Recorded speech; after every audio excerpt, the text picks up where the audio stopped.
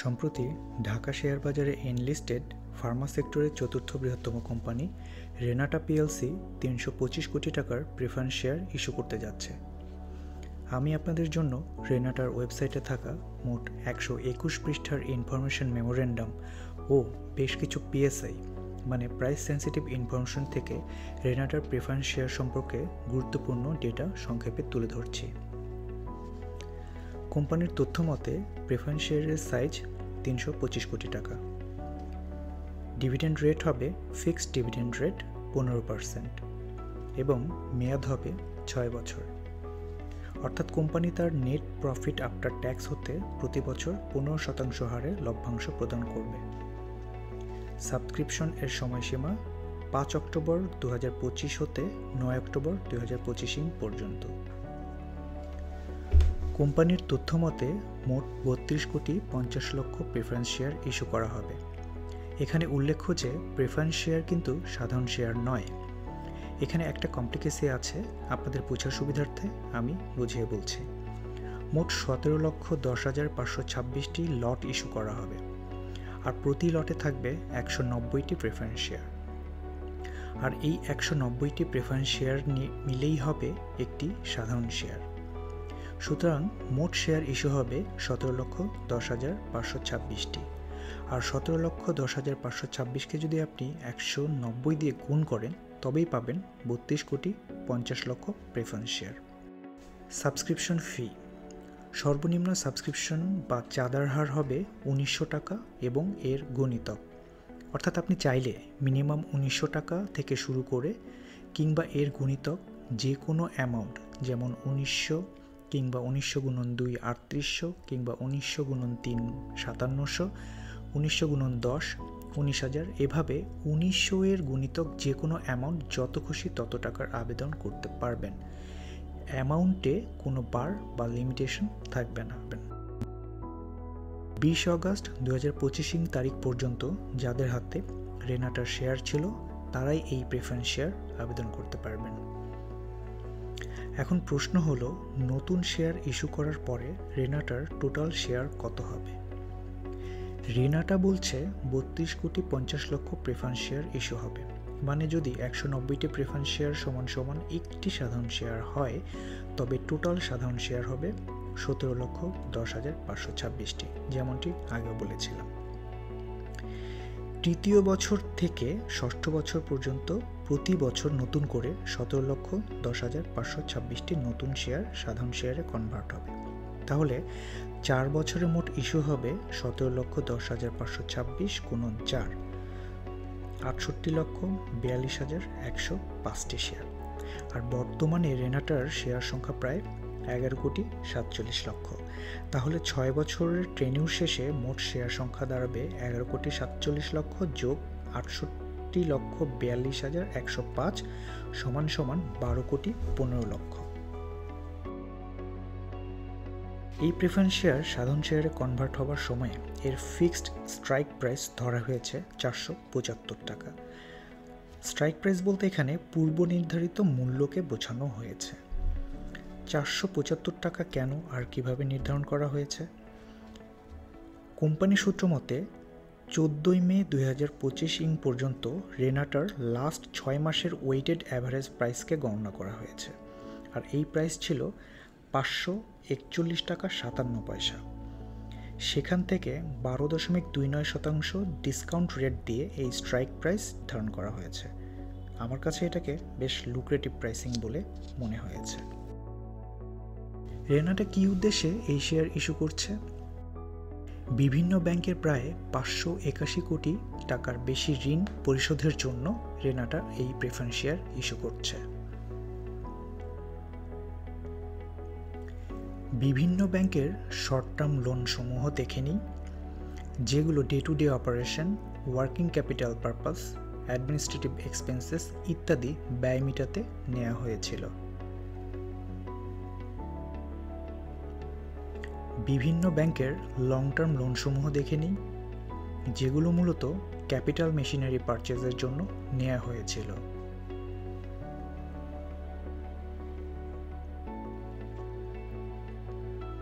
এবারে share holding position দেখে নেব। ইন্টারেস্টিং ব্যাপার হলো সাজিদা ফাউন্ডেশন, যারা কিনা রেনাটার লার্জেস্ট শেয়ার হোল্ডার, তারা কিন্তু একাই প্রায় 100 কোটি টাকার প্রেফারেন্স শেয়ারের জন্য সাবস্ক্রাইব করবে। এটা খুবই পজিটিভ একটি বিষয়। এবারে জেনে নেব এই প্রেফারেন্স শেয়ারটা আসলে কি। প্রেফারেন্স শেয়ার মূলত সাধারণ শেয়ার থেকে একটু ব্যতিক্রম। এরা সাধারণ শেয়ার থেকে কিছু বিশেষ সুবিধা ভোগ করে। এই শেয়ারের মালিকেরা কোম্পানি থেকে নির্দিষ্ট হারে লভ্যাংশ পায়। যেমন রেনাটার এই প্রেফারেন্স শেয়ার হোল্ডারগণ 15% হারে লভ্যাংশ পাবেন। কোম্পানি বিলুপ্ত হলে বা অবসায়ন হলে মূলধন ফেরত পাওয়ার ক্ষেত্রে প্রেফারেন্স শেয়ার হোল্ডাররা অগ্রাধিকার পেয়ে থাকেন। প্রেফারেন্স শেয়ারের কিছু গুরুত্বপূর্ণ বৈশিষ্ট্য রয়েছে। যেমনটি বলছিলাম, লভ্যাংশ প্রদানের অগ্রাধিকার। সাধারণ শেয়ার হোল্ডারদের লভ্যাংশ প্রদানের আগে প্রেফারেন্স শেয়ার হোল্ডারদেরকে নির্দিষ্ট হারে লভ্যাংশ প্রদান করা হয়। স্থির লভ্যাংশ। প্রেফারেন্স শেয়ারের লভ্যাংশের হার সাধারণত পূর্ব নির্ধারিত ও স্থির থাকে।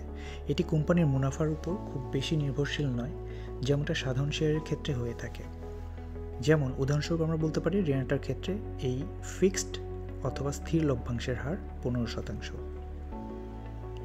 সাধারণত এজিএমের মাধ্যমে সাধারণ শেয়ার হোল্ডারগণ যেরকম ভোটাধিকারের প্রয়োগ করার সুযোগ পান, সেক্ষেত্রে প্রেফারেন্স শেয়ার হোল্ডাররা ভোটদানের কোনো অধিকার পেয়ে থাকেন না। মূলধন ফেরত পাওয়ার ক্ষেত্রে প্রেফারেন্স শেয়ার হোল্ডারগণ সবার আগে অগ্রাধিকার পেয়ে থাকেন। যদি কোনো কারণে কোম্পানির বিলুপ্তি ঘটে, তবে সাধারণ শেয়ার হোল্ডারদের আগে প্রেফারেন্স শেয়ার হোল্ডাররা তাদের বিনিয়োগকৃত মূলধন ফেরত পাওয়ার অধিকার রাখে। আর ঝুঁকি অবশ্যই কম, যেহেতু এটা অগ্রাধিকারমূলক শেয়ার ও অনেক কিছুই বিশেষ অগ্রাধিকার পেয়ে থাকে। সাধারণত 7 রকম প্রেফারেন্স শেয়ারের কথা আমরা বিভিন্ন বই পুস্তক থেকে জেনে থাকি, কিন্তু যেহেতু রেনাটার এই প্রেফারেন্স শেয়ার নন কিউমুলেটিভ, নন পার্টিসিপেটিভ ও ফুলি কনভার্টেবল, তাই আমরা এখানে এই 3টি শেয়ারের বিবরণ জানব। প্রথমেই জানব নন কিউমুলেটিভ প্রেফারেন্স শেয়ারটা কী। এই ধরনের শেয়ারে কোনো বছর লাভ না হলে লভ্যাংশ বকেয়া থাকে না এবং পরবর্তী বছরগুলোতে তা পরিশোধ করা হয় না।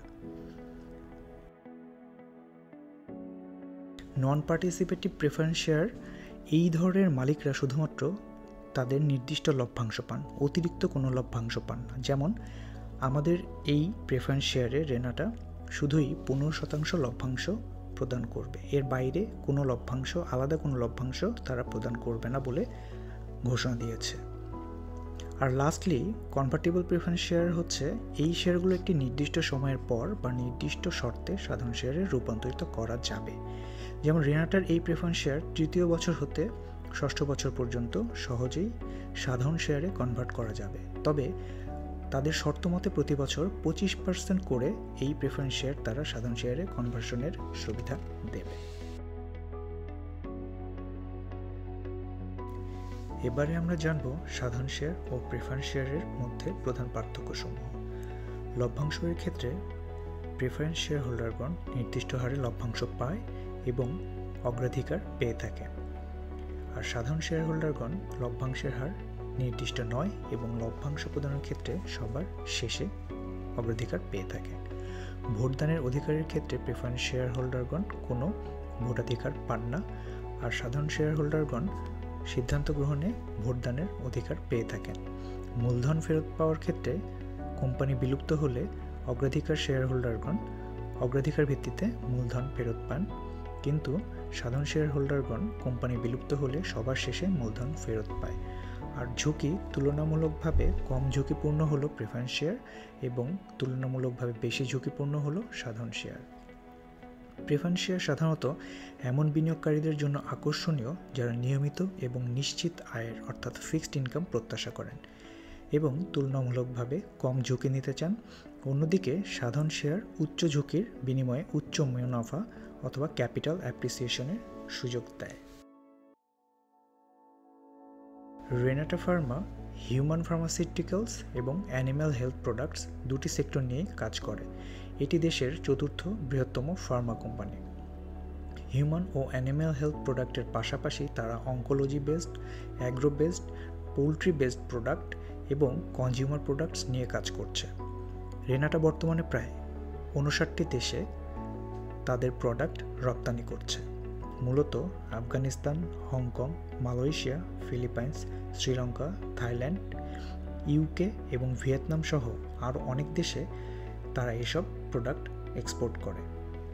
সম্প্রতি ইউএসএ ও অস্ট্রেলিয়া তাদের নতুন গন্তব্যস্থল।